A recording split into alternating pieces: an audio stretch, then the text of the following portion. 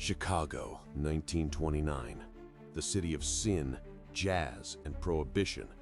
The streets are soaked in the smell of gunpowder and expensive cigars. He rules here, Al Capone. But on February 14th, he will make a move that will become a legend.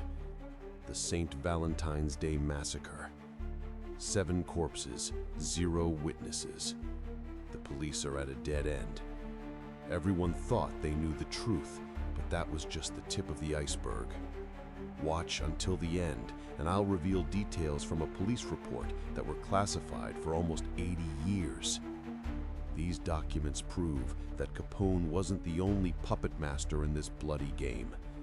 They point to a third party that everyone kept silent about. Are you ready to find out who was really pulling the strings on that fateful day? Then buckle up. We're diving into the most brutal and brilliant scheme in mafia history. This is the story of how to become a king by literally walking over dead bodies. To understand the sheer scale of the massacre, we need to go back to the early 20s. America introduces Prohibition, banning alcohol. But people always want what they're forbidden to have. For the mafia, this was a golden ticket. Bootlegging turned street thugs into millionaires. And the center of this gold rush was Chicago, the windy city, the city of opportunity, a city that would soon drown in blood. It was here, in Chicago, that a young and ambitious bouncer arrived from Brooklyn, New York, Alphonse Gabriel Capone. He came at the invitation of his boss, Johnny Torrio, head of the Chicago outfit gang. Capone wasn't a lone genius, he was a product of the system. A system where respect was earned with lead and loyalty was bought with money. He was a fast learner. Capone wasn't just a gangster, he was a new era of businessman. He understood that violence was a tool, not a goal. His empire was built on 3 pillars: bootlegging, illegal alcohol, gambling, and racketeering. He bribed cops, judges, politicians. An entire city was in his pocket. He created what we now call organized crime. It was a well-oiled money-making machine. But there was another king in Chicago. The North Side was ruled by an Irish gang led by George "Bugs" Moran. Moran was the complete opposite of Capone. Cocky, brutal, and utterly reckless. He despised Italians and considered Capone an upstart. 2 predators in one city. Their war was inevitable. This wasn't just a fight for business, it was a fight for the soul of Chicago. The streets turned into a battlefield. Cars exploded and storefronts were riddled with bullets from machine guns. It was a war of extermination. Moran's men killed Capone's men, and in return, Capone's men sent the Irish to the afterlife. In one such shootout, Capone himself nearly died. His motorcade was shot to pieces, but he miraculously survived. It was then he realized, half measures don't work. Moran had to be not just defeated, he had to be erased. Capone decided to strike a blow that would crush Moran once and for all. The plan was diabolically brilliant and cruel. His men, through an intermediary, arranged a deal with Moran's gang to buy a large shipment of smuggled whiskey.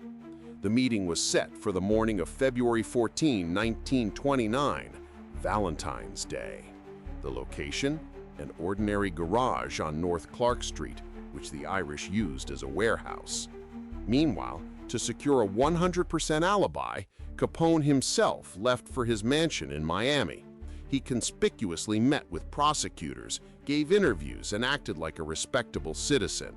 He was thousands of miles away from Chicago while his wolves were preparing for the bloodiest hunt in the city's history. It was a genius move, to be in plain sight of everyone while the darkest deed was being done. The morning of February 14, 7 men from the top of Moran's gang gathered in the garage. Bugs Moran himself was running late, and that saved his life. As he approached the garage, he saw a police car and decided to wait around the corner, thinking it was a raid. But these weren't cops. These were Capone's executioners, disguised in police uniforms. A classic mafia tactic. Use the enemy's uniform to get closer. 4 killers entered the garage, 2 in uniform, 2 in plain clothes. Moran's men, seeing the police, offered no resistance. They were sure it was a routine raid. They were calmly lined up against the wall, hands up. They expected a search, handcuffs, but instead, Thompson's submachine guns began to roar behind them. This was not a raid. This was an execution. A lead rainstorm fell upon them. Over 150 bullets were fired into 7 men. They shot coldly, methodically, leaving no chance of survival. Then, the 2 killers in plainclothes walked out with their hands up, escorted by the policemen. Neighbors who looked out at the noise saw police arresting gangsters. The perfect crime. No one suspected a thing. When the real police arrived, they found a scene from hell.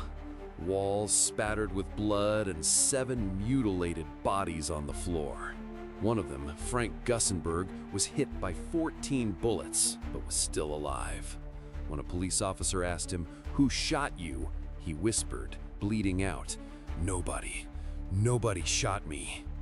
He died 3 hours later, upholding omerta, the code of silence. Chicago was in shock. The newspapers screamed about the St. Valentine's Day Massacre. Everyone knew who was behind it, but no one could prove it. Capone had an ironclad alibi. He was in Miami. He even feigned surprise, telling reporters, "Only Moran kills like that." It was a brazen lie, but it worked. Capone had outplayed everyone. He became the sole king of Chicago. But what about the secret the authorities were hiding? This is where it gets really interesting. Officially, the killers were never found, but for decades, a report from a detective who conducted an unofficial investigation lay in the Chicago police archives. He discovered that the weapons used had previously belonged not only to Capone's men.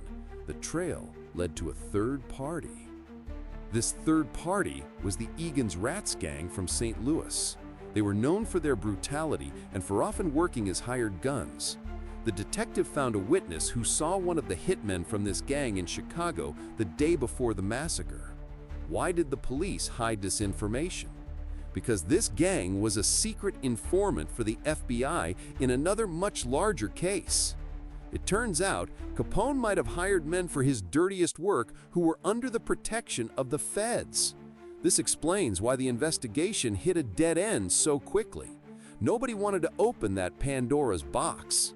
Capone didn't just eliminate a competitor, he used connections at the very top to get away scot-free. This isn't the level of a maniac. This is the level of a strategic genius. Capone was on top of the world. He controlled the city, he was feared and admired. He became an icon. People saw him not as a murderer, but as a rebel who went against the system.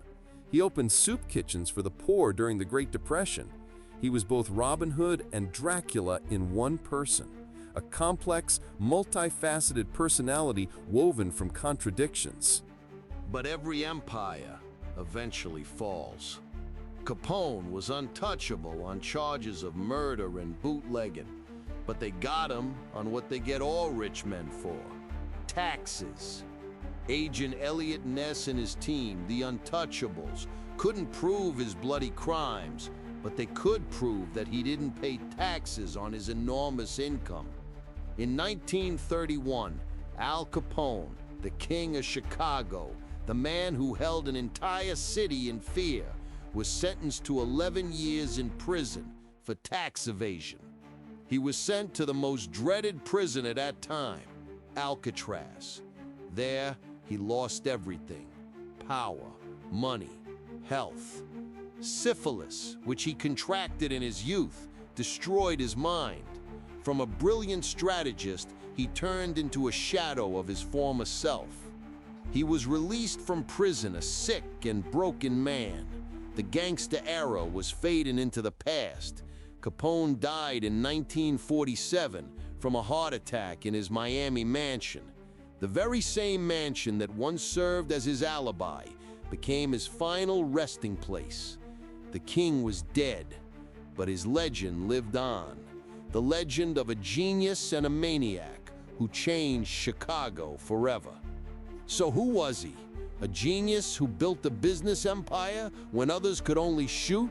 Or a maniac for whom a human life was worth nothing? The truth is, he was both. He was a product of his brutal times. He played by the rules that he himself created. And in that game, he was the absolute champion until the system finally devoured him. And so, on one cold February morning, Al Capone wrote his name into history forever. A strategic genius or a ruthless butcher? You decide. Write in the comments who you think Capone was and whose path, his or Bugs Moran's, seems more right to you. Your opinion is the main engine of this channel. It helps me make the content even better. If this video blows up and gets 1,000 likes, I will break down the history of New York's 5 families and tell you how a single traitor managed to destroy a criminal empire built over decades. It will be an even more complex and bloody story. So don't miss your chance. Subscribe to the channel, hit the bell, and may luck be with you on the dark streets of life. See ya!